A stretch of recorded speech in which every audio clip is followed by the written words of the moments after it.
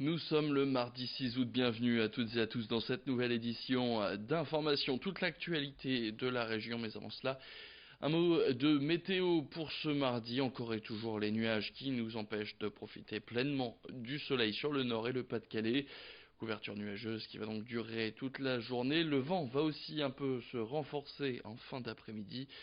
La bonne nouvelle, c'est qu'il n'y a pas de pluie prévue pour la journée. Quelques averses annoncées quand même pour cette nuit et surtout demain. Au niveau des températures, rien d'incroyable à signaler, comme la journée d'hier.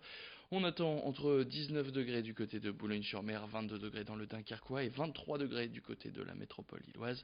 Les informations complémentaires sont à retrouver à la fin de cette édition.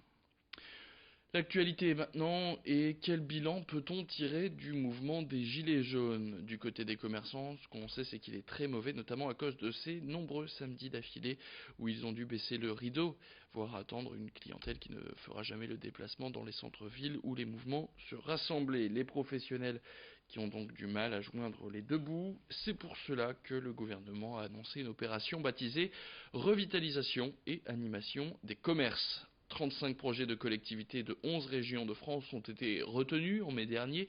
Ils seront donc cofinancés par l'État pour aider au retour de la clientèle.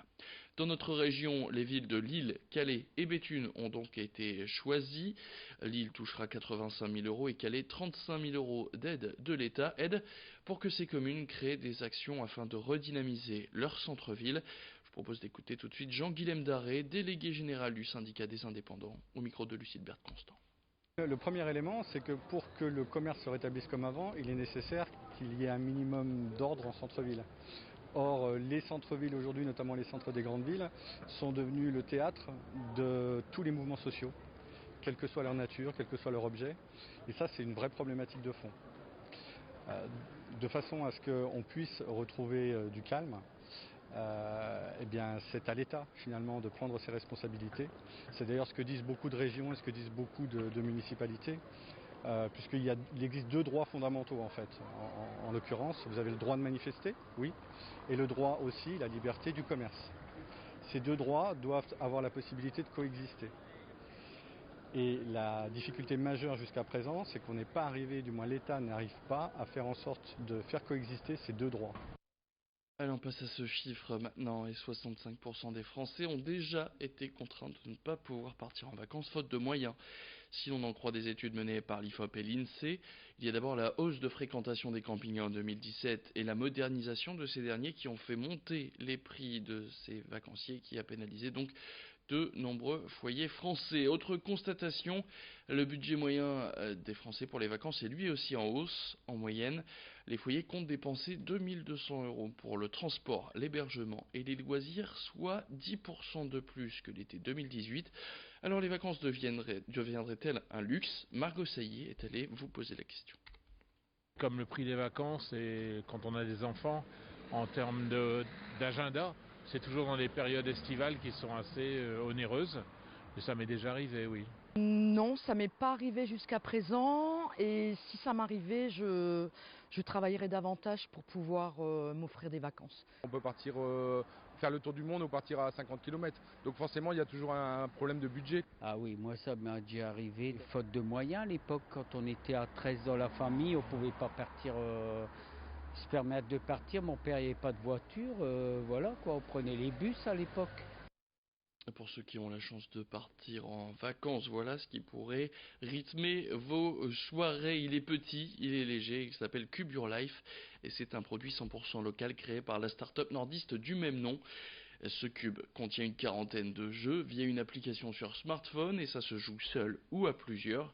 C'est donc une alternative au traditionnel Monopoly ou autre console de jeux vidéo. Cette start-up Cube Your Life, elle est née en 2017 et elle avait lancé une campagne de financement participatif à ses débuts pour développer son prototype. Aujourd'hui installée à Euratechnologie, l'équipe compte une dizaine de personnes pour concevoir les différents jeux proposés et qui vont sortir au fur et à mesure. Alors pour avoir son propre cube, il faut compter 30 euros et rendez-vous sur leur site internet cubeyourlife.com. La commercialisation en magasin de jouets est, elle, prévue d'ici les fêtes de fin d'année. Edil Gunay a rencontré Thomas Dupuis et Olivier Finet. Je propose tout de suite de les écouter. On ne part plus en vacances avec toute son armada et toutes ses boîtes de jeux. On a juste besoin de son téléphone.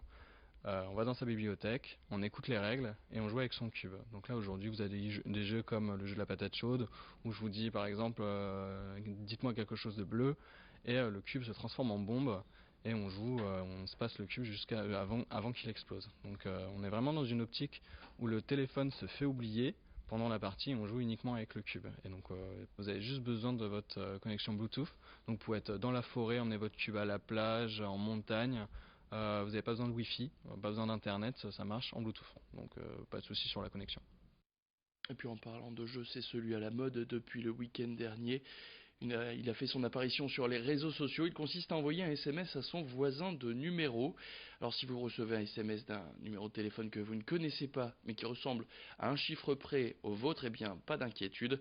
Lucille Constant nous explique ce jeu qui affole Twitter ces dernières heures.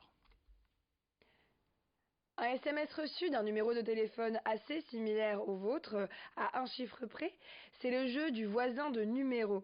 Alors avec ce nouveau défi, certains essayent de se faire des amis à travers leur téléphone portable.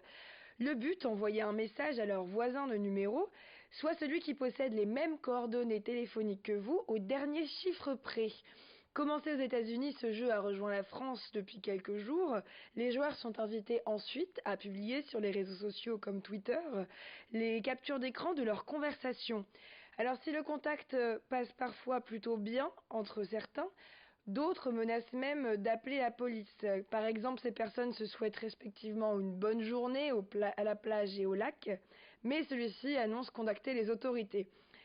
Comme le rappellent nos consoeurs et nos confrères de France Info, les appels téléphoniques et SMS malveillants et répétés sont assimilables à du harcèlement et constituent donc un délit. Toute personne coupable de harcèlement téléphonique risque ainsi jusqu'à 1 an de prison et 15 000 € d'amende. Mais sans aller jusque-là, pas d'inquiétude si vous recevez un SMS d'un numéro inconnu, c'est simplement une personne qui essaye d'être sympathique, il ne s'agit pas d'une arnaque. Il ne vous reste plus alors qu'à lui souhaiter, comme nous, une bonne journée. Merci beaucoup Lucille Constant. Bonne journée à vous aussi et bonne journée à vous. Et qui nous avez suivis, vous avez rendez-vous tout de suite avec la météo et le retour de l'actu, c'est dans le prochain quart d'heure.